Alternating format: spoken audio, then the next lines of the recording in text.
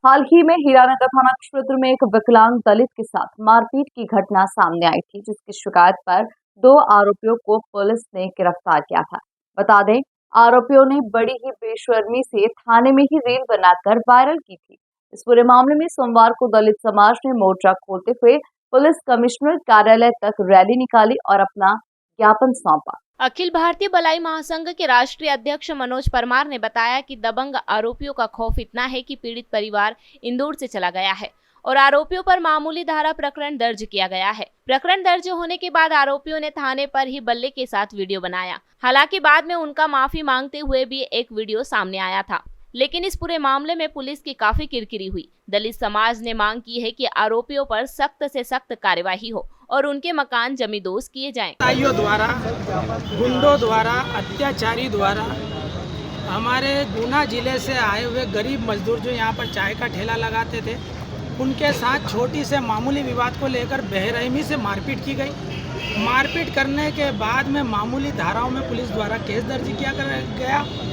2 आरोपी जिस बेसबॉल के बल्ले से, जिस हथियार से अपाहिज के साथ मारपीट की गई। मैं आपको एक बात याद दिला दूं कि एक दलित युवक जिसका नाम अनिल कलावत है, उसका साथी है राजेश साहू, जो एक हाथ और एक पैर से अपाहिज है। उस अपंग के साथ भी इतनी बेरहमी से और बर्बरतापूर्वक मारपीट की गई कि उन्होंने इंदौर शहर को छोड़ दिया।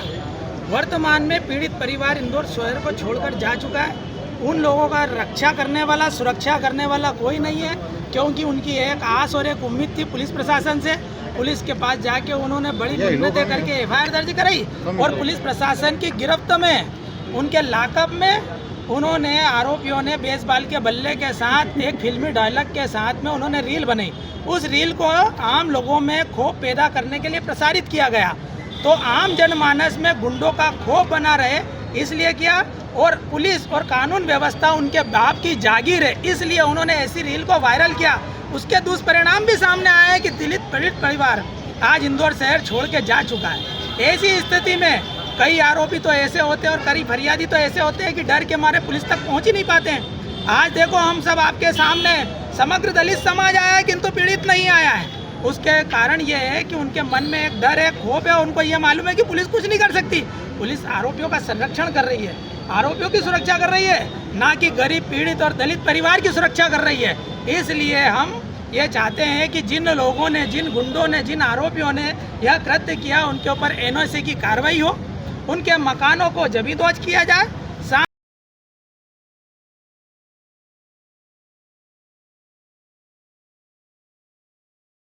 पर निलंबन की कार्रवाई होना चाहिए। इन विभिन्न मांगों को लेकर आज हम माननीय पुलिस कमिश्नर कार्यालय इंदौर आए थे।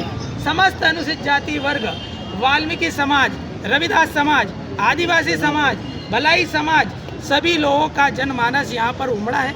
ये छोटा सा आंदोलन है। हमने आदरणीय पुलिस अधीक्षक महोदय श्री राम स्नेही मिश्रा से आग्रह किया है, यदि दलित पीड़ित परिवार वापस इंदौर नहीं आता, आरोपियों पे एनएसए नहीं लगती, उनके मकान जमींदोज नहीं होते, तो हम इससे 4 गुना बड़ा आंदोलन करेंगे। इंदौर में सड़कें जाम करेंगे।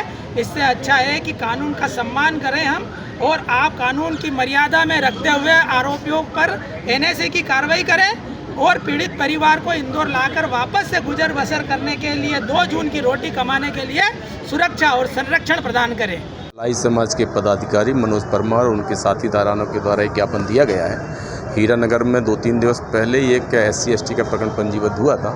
उसमें से कुछ आरोपी गिरफ्तारी के दौरान एक रील भी वायरल हुई थी।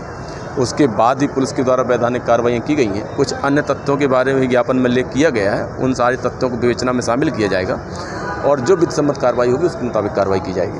सर, थाने में आरोपियों द्वारा रील बनाना कितना बड़ा जघन्य अपराध है, उसके बावजूद भी वहाँ पर पुलिस की नहीं, 4 सेकंड का एक रील बना हुआ है और चूँकि वैसी एक हरकत है, थाना एक ऐसी जगह नहीं है जहाँ पे कृत्य किया जाए, तो फिर उसके बाद कुछ आरोपियों को गिरफ्तार कर लिया गया है और उनको प्रिवेंटिव कार्रवाई के तहत जेल भी दाखिल किया गया है। आगे भी ऐसी कोई हरकत होती है तो कठोर से कठोर कार्रवाई की जाएगी।